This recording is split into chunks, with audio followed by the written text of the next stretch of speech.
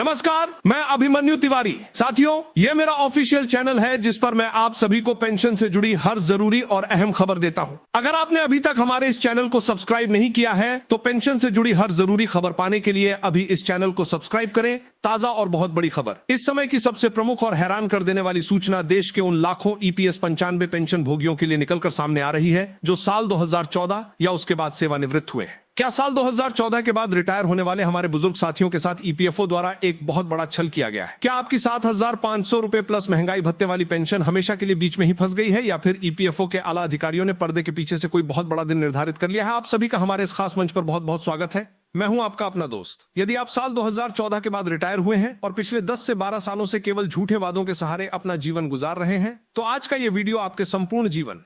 आपकी जीवन भर की कमाई और आपके बुढ़ापे के अधिकार का सबसे बड़ा और सबसे अहम वीडियो साबित होने वाला है। आज के इस वीडियो में मैं कोई भी हवाई बात नहीं करने वाला हूं, बल्कि सीधे ईपीएफओ मुख्यालय से वरिष्ठ अधिकारियों के बयानों और सरकारी फाइलों के भीतर छिपे हुए उस कड़वे सच को आपके सामने रखने जा रहा हूं, जिसे सुनकर आपके पैरों तले जमीन खिसक जाएगी। क्या साल 2014 के रिटायर्ड कर्मचारियों को 7,500 रुपए प्लस डीए का पूरा फायदा मिल पाएगा? अधिकारियों का इस पूरे मुद्दे पर क्या रुख है और ये पेंशन आखिर किस दिन से आपके बैंक खातों में क्रेडिट होना आरंभ होगी? इन सभी सवालों के सटीक जवाब आज मैं आपको इसी एक महावीडियो में बिल्कुल विस्तार पूर्वक एक तथ्य के साथ देने वाला हूं। इसलिए अपनी पेंशन की पासबुक और अपना दिल दोनों थाम कर बैठ जाइए और इस वीडियो को बिना स्किप किए अंत तक पूरा जरूर देखिएगा, क्योंकि आज उठने वाली ये आवाज आपके बुढ़ापे के सम्मान की आखिरी और सबसे बड़ी लड़ाई है। अब हम बात करते हैं उस सबसे बड़े दर्द के बारे में जो साल 2014 या उसके बाद रिटायर हुए हमारे बुजुर्गों के सीने में अंदर तक दबा हुआ है। दोस्तों, साल 2014 ईपीएस 95 पेंशन के पन्नों में एक ऐसा काला साल माना जाता है जिसने पेंशन की पूरी परिभाषा और उसके पूरे गणित को ही पलट कर रख दिया। ईपीएफओ ने एक ऐसा बदलाव किया जिसने पेंशन योग्य वेतन की सीमा को 6,500 रुपए से बढ़ाकर 15,000 रुपए तक तो कर दिया, परंतु उसके साथ ही कई ऐसी कठिन शर्तें जोड़ दी जिनसे उच्च पेंशन यानी हायर पेंशन का मार्ग बेहद धुंधला हो गया। जो कर्मचारी 2014 के बाद इस आशा में रिटायर हुए थे कि उन्होंने अपनी पूरी जिंदगी प्राइवेट सेक्टर या पीएसयू में पसीना बहाकर देश की जीडीपी को बढ़ाया है, उन्हें रिटायरमेंट के बाद ईपीएफओ के दफ्तरों के चक्कर लगाने के लिए मजबूर कर दिया गया। पेंशन भोगी निरंतर ये सवाल उठा रहे हैं कि जब उन्होंने अपने सक्रिय सेवाकाल के दौरान ईपीएफओ के सभी नियमों के अंतर्गत अपना पूरा अंशदान दिया, तो फिर रिटायरमेंट के बाद उनके साथ ये सौतेला व्यवहार क्यों किया जा रहा है? आज के इस मुश्किल दौर में जहां एक मामूली सी बीमारी की दवा भी हजारों रुपए में आती है, वहां इन बुजुर्गों को 1,000 रुपए से लेकर 2,500 रुपए की मामूली राशि के सहारे गुजारा करने के लिए छोड़ दिया गया है। संसद के भीतर भी इस बात को लेकर कई दफा भारी हंगामा हो चुका है कि 2014 के बाद रिटायर होने वाले कर्मचारियों का डेटा पूरी तरह से स्पष्ट होने के बावजूद ईपीएफओ उनके दावों का निपटारा करने में सालों का समय क्यों बर्बाद कर रहा है? बुजुर्गों का स्पष्ट कहना है कि ये कोई भीख या खैरात बिल्कुल नहीं है, ये तो उनके खून पसीने की वो गाढ़ी कमाई है जिसे उन्होंने अपने बुढ़ापे के सहारे के लिए सरकार के पास सुरक्षित रखा था। परंतु आज उसी पैसे को वापस पाने के लिए उन्हें सड़कों पर लाठियां खानी पड़ रही हैं और जंतर मंतर पर अनशन करने के लिए विवश होना पड़ रहा है। आइए अब आपको बताते हैं कि इस पूरे प्रकरण पर ईपीएफओ के बड़े अधिकारियों, सीपीएफसी और वित्त मंत्रालय के सलाहकारों का क्या विचार है। हमारे गुप्त सूत्रों और ईपीएफओ मुख्यालय से छनकर सामने आ रही खबरों के अनुसार अधिकारियों के बीच इस समय एक जबरदस्त अंदरूनी घमासान मचा हुआ है। ईपीएफओ के कुछ वरिष्ठ अधिकारियों का यह स्पष्ट मानना है कि साल 2014 के बाद के जितने भी पेंशनर्स हैं, उनके डेटा का वेरिफिकेशन करना अब एक बेहद पेचीदा काम बन गया है। अधिकारियों का यह तर्क है कि सुप्रीम कोर्ट के ऐतिहासिक फैसले के बाद जब उच्च पेंशन का विकल्प खोला गया तो उम्मीद से कहीं ज्यादा संख्या में आवेदन प्राप्त हो गए। इन प्राप्त आवेदनों में से एक बहुत बड़ा हिस्सा उन लोगों का शामिल है जो 2014 के बाद सेवानिवृत्त हुए हैं। अधिकारियों का कहना है कि कई कंपनियों का पुराना रिकॉर्ड, उनका ज्वाइंट डिक्लेरेशन फॉर्म और एम्प्लॉयर की तरफ से जमा किया गया डेटा आपस में बिल्कुल मैच नहीं कर रहा है। इसी प्रमुख कारण से क्षेत्रीय कार्यालयों में फाइलों का भारी अंबार लगा हुआ है। जब ईपीएफओ के अधिकारियों से सीधे तौर पर 7,500 रुपए प्लस महंगाई भत्ता लागू करने के संबंध में सवाल पूछा जाता है तो वे कैमरे के सामने कुछ भी कहने से कतराते हैं, लेकिन बंद कमरों की बैठकों में वे भी ये स्वीकार करते हैं कि न्यूनतम पेंशन को 7,500 रुपए तक बढ़ाना पूर्ण रूप से ईपीएफओ के हाथ में नहीं है। इस कार्य के लिए श्रम मंत्रालय और वित्त मंत्रालय से अतिरिक्त बजटीय सहायता की सख्त जरूरत पड़ेगी। अधिकारियों का साफ साफ कहना है कि वर्तमान समय में जो ईपीएस फंड का कॉर्पस मौजूद है, अगर उस पर अचानक इतना बड़ा वित्तीय भार डाल दिया गया तो आने वाले 10 से 15 सालों में ये फंड पूरी तरह से खाली होने की कगार पर आ सकता है। इसी वजह से अधिकारी इस समय एक नए फॉर्मूले पर काम कर रहे हैं जिससे 2014 के पेंशनर्स को एकमुश्त राहत भी मिल सके और फंड की स्थिति पर भी कोई नकारात्मक प्रभाव न पड़े। अब हम आते हैं उस सबसे बड़े सवाल पर जिसे भारत का हर एक बुजुर्ग रोज सुबह उठकर अखबारों और खबरों में तलाशने की कोशिश करता है कि आखिर वो शुभ समय कौन सा है जब हमारे खातों में 7,500 रुपए की वो सम्मानजनक राशि ट्रांसफर की जाएगी। दोस्तों, हमारे इस मंच का हमेशा से यही उसूल रहा है कि हम व्यूज बटोरने के लालच में आपको कोई भी झूठी आशा या फर्जी दिन बिल्कुल नहीं बताएंगे। आज मैं आपको बिल्कुल शीशे की तरह एकदम साफ सच बताने बताने जा रहा हूं कि श्रम मंत्रालय और ईपीएफओ की केंद्रीय न्यासी बोर्ड की तरफ से अभी तक किसी एक विशेष समय का कोई भी आधिकारिक गजट नोटिफिकेशन जारी नहीं किया गया है। परंतु इसका अर्थ ये बिल्कुल नहीं है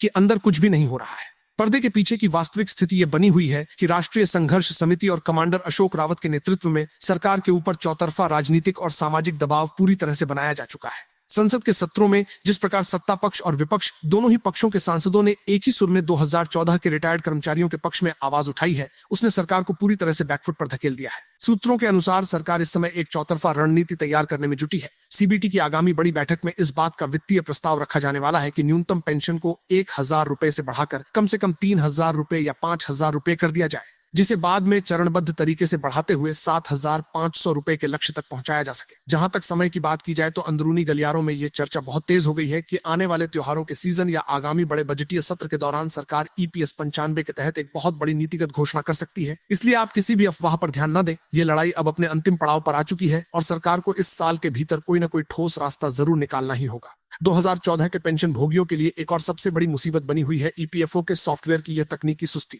सुप्रीम कोर्ट के आदेश को आए हुए इतना लंबा समय बीत चुका है, परंतु आज भी जब कोई बुजुर्ग ईपीएफओ के पोर्टल पर जाकर अपनी हायर पेंशन का स्टेटस चेक करने का प्रयास करता है तो उसे केवल अंडर प्रोसेस का एरर ही दिखाई देता है। ईपीएफओ के तकनीकी विंग के अधिकारियों का यह कहना है कि उच्च पेंशन की गणना का जो नया फॉर्मूला है उसे सॉफ्टवेयर में पूरी तरह से इंटीग्रेट करने में अधिक समय लग रहा है, क्योंकि 2014 के बाद के पेंशन भोगियों के वेतन का ढांचा बहुत ही अलग और विविध प्रकार का रहा है। कई मामलों में तो यह भी देखा गया है कि ईपीएफओ ने पेंशनर्स को डिमांड लेटर भेजकर उनसे लाखों रुपए जमा करवा लिए, परंतु वो पैसा जमा होने के 6 महीने बीत जाने के बाद भी उनकी पेंशन रिवाइज नहीं की गई। इस बात पर पेंशन भोगी संगठनों ने अपनी तीखी आपत्ति दर्ज कराई है और कहा है कि बुजुर्गों का पैसा अपने पास रखकर ईपीएफओ तो ब्याज कमा रहा है, जबकि बेचारे पेंशनर्स एक एक पाई के लिए तरस रहे हैं। संसद की स्टैंडिंग कमेटी ने भी ईपीएफओ की इस कछुआ चाल पर अपनी कड़ी नाराजगी जताई है और श्रम मंत्रालय को कड़े निर्देश दिए हैं कि 2014 के सभी रिटायर्ड कर्मचारियों के दावों का निपटारा करने के लिए एक निश्चित समय सीमा निर्धारित की जाए, ताकि किसी भी बुजुर्ग व्यक्ति को अपने ही पैसे के लिए मानसिक प्रताड़ना का सामना न करना पड़े। इस पूरी कड़वी सच्चाई के बीच एक राहत भरी खबर भी निकलकर सामने आ रही है, जो विशेष रूप से 2014 के बाद रिटायर हुए हमारे बुजुर्गों के लिए एक संजीवनी का काम कर सकती है। जैसा कि हम सभी लोग जानते हैं कि ईपीएस 95 योजना के तहत पेंशन भोगियों को कोई भी मेडिकल अलाउंस या मुफ्त इलाज की सुविधा प्रदान नहीं की जाती है, लेकिन अब श्रम मंत्रालय के भीतर इस बात पर सहमति बनती हुई दिख रही है कि यदि न्यूनतम पेंशन को तुरंत 7,500 रुपए करने में कोई कानूनी या वित्तीय पेंच फंसता है तो सरकार अपने पहले कदम के रूप में देश के सभी ईपीएस 95 पेंशन भोगियों को सीधे आयुष्मान भारत प्रधानमंत्री जन आरोग्य योजना से जोड़ने का काम करेगी। इस लाभकारी योजना के तहत पेंशन भोगी और उनके जीवन साथी को हर साल 5 लाख रुपए तक का मुफ्त इलाज देश के बड़े से बड़े प्राइवेट और सरकारी अस्पतालों में आसानी से मिल सकेगा। ईपीएफओ के एक वरिष्ठ अधिकारी ने अपना नाम न छापने की शर्त पर यह बताया है कि इस प्रस्ताव का ड्राफ्ट पूरी तरह से तैयार हो चुका है और इसे वित्त मंत्रालय की अंतिम मंजूरी के लिए भेज दिया गया है। अगर ये प्रस्ताव वहां से पास हो जाता है तो 2014 के रिटायर्ड बुजुर्गों के सिर से बुढ़ापे में आने वाले चिकित्सा खर्च का एक बहुत बड़ा बोझ उतर जाएगा, क्योंकि आज के इस महंगाई के समय में पेंशन का एक बहुत बड़ा हिस्सा केवल डॉक्टरों की फीस और दवाइयों के बिल में ही चला जाता है। तो मेरे प्यारे बुजुर्ग भाइयों और बहनों, साल 2014 से लेकर अब तक की इस पूरी कहानी से एक बात तो बिल्कुल साफ हो जाती है कि आपकी आवाज अब इतनी कमजोर नहीं रही है कि उसे आसानी से दबाया जा सके। संसद के भीतर तक आपकी गूंज पहुंच चुकी है। ईपीएफओ के अधिकारी आपकी अटकी फाइलों पर दिन रात काम करने के लिए मजबूर हो चुके हैं और सरकार भी इस बात को भली भांति समझ चुकी है कि करोड़ों पेंशन भोगियों के गुस्से को अब और नजरअंदाज नहीं किया जा सकता है। आगे बढ़ते हुए हम आपको ये भी बता दें कि इस बार का राष्ट्रीय संघर्ष समिति का यह आंदोलन पहले के मुकाबले कहीं ज्यादा संगठित और बेहद आक्रामक नजर आ रहा है। कमांडर अशोक रावत ने हाल ही के दिनों में राज्यों के प्रभारियों के साथ वर्चुअल कॉन्फ्रेंसिंग के जरिए एक बहुत बड़ी रणनीति तैयार की है, जिसमें यह कड़ा फैसला लिया गया है कि यदि इस महीने के अंत तक वित्त मंत्रालय का रुख साफ नहीं होता है तो देश के सभी टोल प्लाजा और प्रमुख रेलवे ट्रैक पर एक शांतिपूर्ण बुजुर्ग सत्याग्रह शुरू कर दिया जाएगा। इस बड़ी घोषणा ने खुफिया विभाग को भी पूरी तरह से सतर्क कर दिया है, क्योंकि करोड़ों वरिष्ठ नागरिकों का इस तरह सड़क पर उतरना देश की कानून व्यवस्था के लिए एक बेहद संवेदनशील मामला बन सकता है। कई सामाजिक संगठनों और मजदूर यूनियनों ने भी ईपीएस 95 के इस आंदोलन को अपना खुला समर्थन देने का साफ ऐलान कर दिया है, जिससे ये लड़ाई अब केवल पेंशन भोगियों तक ही सीमित नहीं रही है, बल्कि ये एक बहुत बड़ा जन आंदोलन बनती जा रही है। इसके अलावा ईपीएफओ के अंदरूनी सूत्रों का यह भी कहना है कि ट्रस्टी बोर्ड के कुछ सदस्य इस बात के लिए अड़े हुए हैं कि जो कर्मचारी अधिक वेतन पर अपना वास्तविक अंशदान दे चुके हैं, उन्हें बिना किसी नियम की आड़ लिए तुरंत उनकी उच्च पेंशन जारी की जानी चाहिए। बोर्ड मीटिंग में इस बात पर तीखी बहस देखने को मिली है कि ईपीएफओ जब पेंशनर्स के पैसे को शेयर बाजार और अन्य जोखिम भरे इंस्ट्रूमेंट्स में निवेश करके भारी मुनाफा कमा रहा है, तो फिर उसका एक हिस्सा इन बुजुर्गों के कल्याण के लिए क्यों नहीं इस्तेमाल किया जा सकता है।